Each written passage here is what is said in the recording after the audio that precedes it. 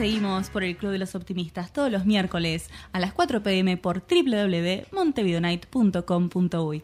Y vamos a pasarle los teléfonos y nuestras páginas de contacto para que ustedes puedan dejarnos sus comentarios, dudas, preguntas. Bueno, por Facebook, Psicología Positiva Uruguay o el Club de los Optimistas. Nos pueden seguir por Twitter, optimistasmn, con mayúscula MN. Ya tengo tan incorporado lo de Montevideo Nights que es como... nos pueden llamar también por el 2996 o mandarnos algún mail a elclub@montevideonights.com.uy. Y antes de arrancar con la fobia social, quiero leer algunos mensajes que nos dejaron en la página de Facebook Psicología Positiva Uruguay. Adriana Marcos nos hablaba del tema de los miedos. Dice, sí, muchas veces no nos damos cuenta, pero ciertos miedos pueden paralizarte y no permitir que avances. Bueno, sí, lo que hablábamos, sí, estamos totalmente de acuerdo. También está el miedo al miedo. Miedo al miedo. Bueno, ¿no? y esto quiero compartirlo con ustedes, que es muy gracioso. Preguntamos acá en la página qué fobias curiosas conocen. Nos hablan de la heliofobia, que es el miedo a exponerse al sol. La anatidaefobia, que es el miedo en un momento dado que uno o varios patos te estén mirando fijo. No, eso, la verdad... Este término fue inventado, en realidad, por un caricaturista, que no recuerdo ahora el nombre. Fobia, miedo a la cáscara de maní. Muchas gracias a Juanse, Sebastián y Alberto que dejaron sus comentarios. Igual una cáscara de maní no te va a perseguir por la calle ni nada. Tú nunca lo sabes. Hay que tener miedo a las cáscaras de maní. A las suegras sí, si quieren tener penterapobia, eso tengan porque... Bueno, y ahora seguimos con la fobia social, también conocida como antropofobia. Aquí, como muy bien Alberto Valenzuela nos agregó en la página. Bueno, fobia social. ¿Qué pasa cuando uno tiene fobia social? Estas personas sienten un miedo intenso a ser observados todo el tiempo y ser calificados de una manera negativa en situaciones sociales, ómnibus, lugares donde uno tenga que interactuar con otras personas. Esto hace nacer en la persona un deseo irrefrenable de evitar cualquier... En la clase que tienen que dar una clase es lo peor, pero lo peor que o sea, se ponen nerviosos que se olvidan de las cosas o se empiezan a poner tipo rojos que sentís que como que un calor les sube. Sí. Se renota. Sí. Bueno, y la fobia social tiene, digamos, dos acepciones. Una es la fobia social no generalizada, donde el miedo está relacionado a determinadas situaciones específicas, como esto que vos decías, vivir, hablar en público, o sí, bueno, hablar con alguien de repente del sexo opuesto, comer adelante de otras personas, o ir a reuniones sociales. Y la otra es la fobia generalizada o difusa, que es el miedo a casi todas las interacciones sociales. Las otras son más específicas, estas son a casi todas. Cuando la persona se ve enfrentada a esta situación social, experimenta una ansiedad sumamente intensa. ¿De qué se acompaña? De palpitaciones, temblores, tensión muscular, a veces incluso náuseas, dolores de panza, todo eso. O tienen una baja autoestima, que se preocupan demasiado por los que piensan los demás, los que son muy sensibles a las críticas. Y capaz que hasta los que tienen pocas habilidades sociales, bueno, no han podido desarrollar bien esas habilidades, va generando este temor a interactuar con los otros.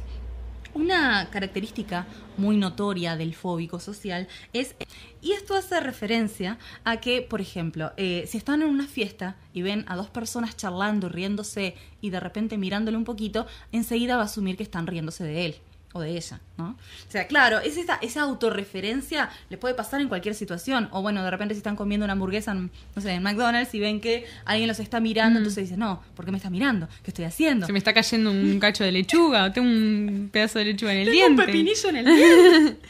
Claro, o sea, todo el tiempo... Tomamos como un poco de gracia. Un poquito de humor. Pero sí, digo, hay personas que padecen esto y bueno, está bueno. Yo personalmente he tenido casos de consultantes con esta patología y han salido adelante.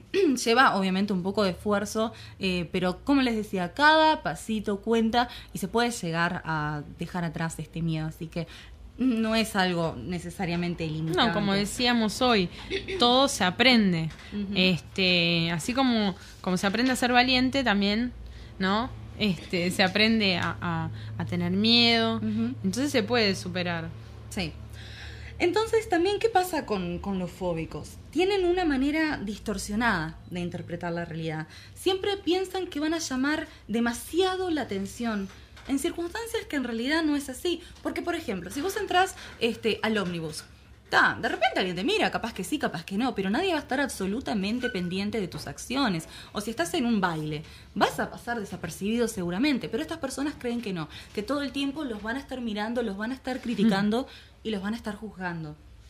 Las consecuencias de la fobia social incluyen un sentimiento de fracaso, de soledad, por no poder relacionarse naturalmente con los otros. Es complicado para ellos hacer nuevos amigos, conocer gente nueva, e incluso tener pareja, porque todo el tiempo están pensando que están haciendo las cosas mal, que los van a criticar, que los demás los van a juzgar, cuando obviamente eso no es así. En cuanto al tratamiento, eso es algo que es muy interesante, porque muchas personas que nos estén escuchando pueden tener al menos una característica de lo que es la fobia social. No quiere decir que padezcan fobia social, pero... Bueno, haciendo un paréntesis con esto que estás diciendo, también quiero que la gente tenga mucho cuidado cuando lee las cosas de internet o incluso mis artículos, porque de repente se autodiagnostican y no es así. Los artículos que se escriben son para tener un lineamiento general de determinados trastornos, de determinadas patologías, pero no necesariamente uno por leer un artículo y sentirse identificado con algunas cosas necesariamente va a padecer ese trastorno. Claro, es como el otro día que hablábamos del trastorno histriónico de la personalidad, que bueno, por ahí hasta yo me sentí identificada con alguna característica y eso no quiere decir que tenga el trastorno. Claro. Siempre uno se va a sentir identificado con algo al menos. Es que es inevitable porque es lo que hablamos, que todos tenemos algo. O sea, o Sí, tenemos un obvio, poquito de sin miedo, duda. o tenemos un poco de ansiedad, o un poquito de depresión, o un poquito de... Siempre hay algo ahí en nuestro carácter, en nuestra estructura psíquica, o nuestras maneras de comportarnos, que sí, vienen de las raíces inconscientes, psíquicas, y bueno,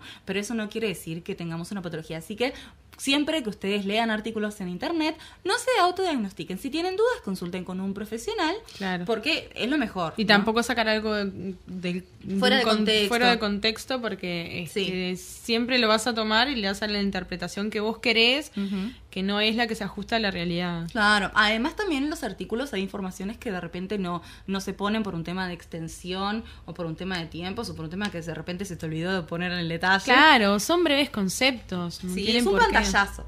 Por eso digo, creo que siempre es importante que si ustedes tienen dudas cuando escuchan este tipo de cosas o cuando leen materiales sobre patologías, que siempre consulten con un profesional para asegurarse de si realmente es eso lo que tienen.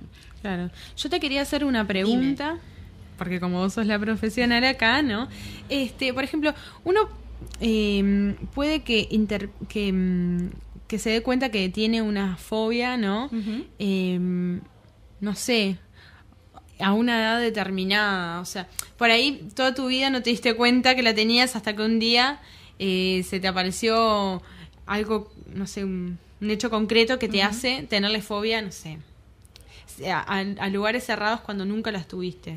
Bueno, a veces pasa que uno tiene una experiencia traumática que de repente después, digamos, te quedaste con ese miedo Claro. y volvés a sufrirlo. Por ejemplo, si vos te quedaste encerrada en el ascensor a los 20 años, capaz que en algunas personas no pasa nada, pero en determinadas personalidades, que también tenemos que aclarar que hay gente que tiene una estructura fóbica de por sí, o sea, son más proclives a Claro. sentir fobias, a tener miedo, sin necesariamente llegar a tener el trastorno de fobia social. Sucede, por ejemplo, que si por ejemplo te quedaste encerrada, eso te va a generar miedo en un futuro de que capaz que te podés volver a quedar encerrada en Sí. un ascensor. Bueno, es esto de que les pasó una vez y sentís que te puede volver a pasar, que no es cierto Y necesariamente. puede pasar también que, por ejemplo, le pasó a una persona cercana a vos y lo vivís de tal forma que es Sí. como que si te pasara a vos. Puede pasar, si hay un caso concreto que me pasó con unos consultantes, que la novia de él sufría de fobia a volar, ¿no? Que tú la nombraste. Y de repente él no tenía ningún miedo. Y él empezó a sentir fobia, el novio empezó a sentir fobia también a volar. Digamos, es que en algún punto como que se contagió. Sí. Entonces, digamos, a veces pasa cuando se viven con intensidad O determinadas estás situaciones. tanto tiempo con esa persona también. O estás muy conectado y tenés con el una otro. tendencia, ¿no? Claro. Como decías vos. Es que tenés claro, es como que se junta todo y termina pudiendo generarse una fobia. Sí, no necesariamente tienen que nacer de la infancia las fobias, pueden ocurrir. También me parece a mí que depende del momento en que estés viviendo. Uno ¿no? está más susceptible en algunas Quizás ocasiones. en alguna ocasión estás más susceptible y nunca experimentaste una fobia y de un momento a otro la experimentás. Ujú. Bueno, y lo que les decía, el tema del tratamiento. Es importante que la persona esté dispuesta a aprender nuevas estrategias que le permitan a enfrentarse de forma gradual a estas situaciones sociales que tanto temor le genera. La ansiedad por estas situaciones es algo que se aprende y por lo tanto puede desaprenderse utilizando técnicas, no sé, como meditación, relajación, exposición progresiva. Hay un montón de técnicas, por ejemplo, más que nada desde la psicología cognitivo-conductual, que sirven mucho para este tipo de fobias. Como les decía, importante la relajación, el juego de imaginación, imaginarse en situaciones potencialmente fóbicas, ¿no? Terribles para uno.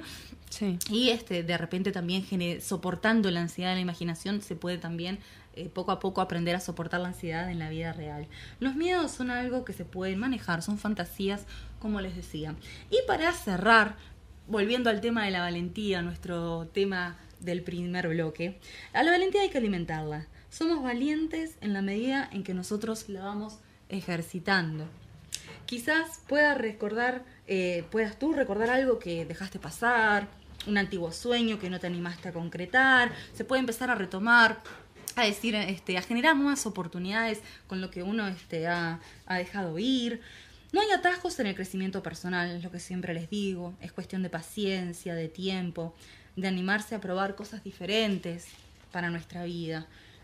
Todos tenemos dentro de nosotros el coraje, ¿no? O sea, existe. Simplemente es cuestión de despertarlo, de utilizarlo. Y el coraje tiene dos factores fundamentales. Uno es el manejar el temor, o sea, soportar el temor. Y la otra es movernos hacia la acción. Y los dos son muy importantes a la hora de poder ser valientes, de ejecutar nuestra valentía.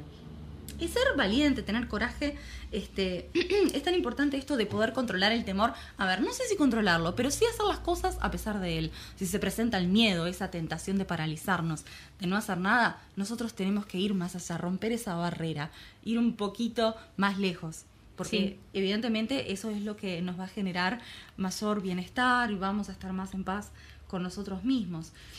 Actuar es el otro punto, es importante. O sea, sentimos el temor, lo soportamos, vamos más allá y después vamos a la acción. Es como tomar ese impulso, esa fuerza y voy. Sí, y bueno, y algo que se aconseja mucho es cuando tenemos que enfrentarnos a una situación de complejidad, lo mejor que podemos hacer, si existe la posibilidad, es tratar de tomar esa situación y dividirla en pequeños pasos. Y vamos a ir aumentando la complejidad de acuerdo a cuando nos sentamos nosotros preparados para hacerlo. Es como, por ejemplo, en la fobia social. Primero, ¿qué haces? Te imaginas que hablas con alguien. Después, capaz que te tratás de acercar a alguien. Después, tratás de pedirle la hora a alguien. O sea, todos pequeños pasitos que terminan resultando un poco más fáciles porque vas saliendo de tu zona de comodidad despacito, un poquito más allá. Bueno, yo les voy a dar un consejo personal a las personas que por ahí tienen fobia social o algunas de las características. Para mí está muy bueno que hagan teatro, por ejemplo, ¿no? Sí. Es algo que te desinhibe. Bueno, existe también el psicodrama como técnica terapéutica. Sí, sí, por supuesto. Tenés que trabajar con el cuerpo, con las emociones, con las expresiones, también el compartir con los otros. Sí, para mí es algo que está bueno y que alimenta el alma de alguna manera. Y otra cosa importante que también nosotros nos podemos valer para superar el miedo, para potenciar nuestra valentía, es aprender a aceptar los fracasos. Los fracasos son oportunidades de aprendizaje y además cuando hacemos las cosas, por supuesto que vamos a tener chances de equivocarnos, pero más vale hacer algo y no hacer nada que no hacer nada, por supuesto. A mitad de camino, como decía. Y a medida que vamos intentando, también nosotros vamos mejorando, aprendiendo, diciendo, bueno, a ver, nos equivocamos acá, este no era el camino, podemos intentar por otro lado, bueno, ya aprendí esta experiencia, no voy a equivocarme más. Bueno, eso es importante, el tomar estos fracasos como oportunidades de aprendizaje y de crecimiento. Acá Paito, desde Ecuador, nos está mandando un saludo. Muchas gracias por estar escuchando el programa. Y bueno, se nos terminó el tiempo.